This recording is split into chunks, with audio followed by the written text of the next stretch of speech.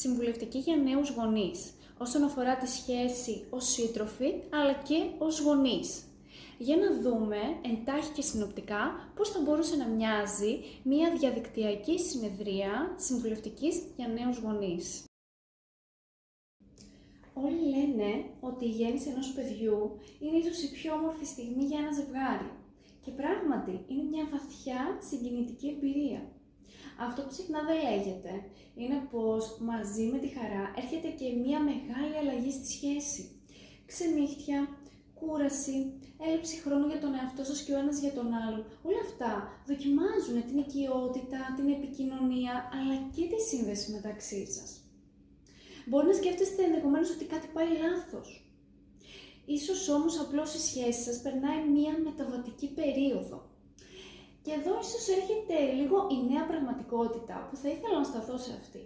Αυτή η νέα πραγματικότητα που φέρνει αυτή η νέα συνθήκη, που είναι η γονεϊκότητα, δεν έχει να κάνει τόσο πολύ με αυτές τις ωρεοποιημένες και τέλειες εικόνες που πολλές φορές μας δίνει η κοινωνία να έχουμε ως πρότυπο. Αυτή η νέα πραγματικότητα ίσως πλησιάζει περισσότερο σε εικόνες οι οποίες μοιάζουν σαν αυτές που περιλαμβάνουν κουβέντες και συζητήσεις να μειώνονται, τα νεύρα να ανάβουν πολύ πιο εύκολα, το σώμα και το μυαλό μας να είναι κουρασμένα και εκείνη η οικειότητα που υπήρχε να φαίνεται μακρινή. Αυτές οι αλλαγές δεν σημαίνουν ότι κάτι δεν πάει καλά στη σχέση, ότι υπάρχει πρόβλημα.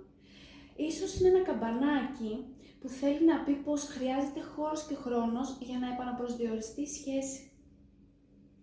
Και ίσως με ρωτάτε, γιατί συμβαίνει αυτό?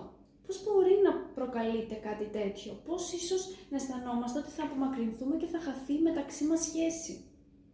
Μπορεί να είναι πολλοί λόγοι που μπορεί να συμβαίνει αυτό. Κάποιοι από αυτούς μπορεί να είναι πως η προσοχή μετατοπίζεται προς το μωρό περισσότερο, ο χρόνος για επικοινωνία αλλά και οι κοινές σας στιγμές μειώνονται σημαντικά και αρκετά. Ίσως εδώ μπαίνουν και άλλες προτεραιότητες, το παιδί, τα συναισθήματα αλλάζουν, αλλά και οι ανάγκες. Και το άγχος αυτής της νέας ευθύνης επηρεάζει και τους δύο. Υπάρχουν όμως τρόποι που μπορεί ένα ζευγάρι να στηριχθεί μέσα σε αυτή τη νέα φάση, όπως και εσείς. Μιλήστε λίγο περισσότερο μεταξύ σας, ακόμη και αν αυτό είναι για 5 λεπτά την ημέρα. Το να ακούγεστε, χωρίς να κρίνει το ένας τον άλλον, είναι ένα τεράστιο βήμα. Δώστε χώρο ο ένας τον άλλον για να έχετε προσωπικό χρόνο. Είναι κάτι πολύ σημαντικό σε αυτή τη νέα συνθήκη. Δεν είναι απλώς πολυτέλεια. Ζητήστε στήριξη ενδεχομένως από φίλους, από συγγενείς, από επαγγελματίες, ώστε να μην αυτό το σηκώνετε όλοι εσείς. Και θυμηθείτε, είστε μία ομάδα, ένα κοινό στρατόπεδο όπου προετοιμάζεστε για αυτή τη νέα συνθήκη της γονεϊκότητας. Ξέρετε, δεν χρειάζονται μεγάλα πράγματα για να διατηρηθεί η ζωντάνια και η σύνδεση στη σχέση μεταξύ σας. Ένα βλέμμα με νόημα και νιάξιμο, μια αγκαλιά, ερωτήσεις και φράσεις, σε ευχαριστώ, είμαι εδώ για σένα, τι χρειάζεσαι, πώς νιώθεις, έχεις κουραστεί, στήριξη.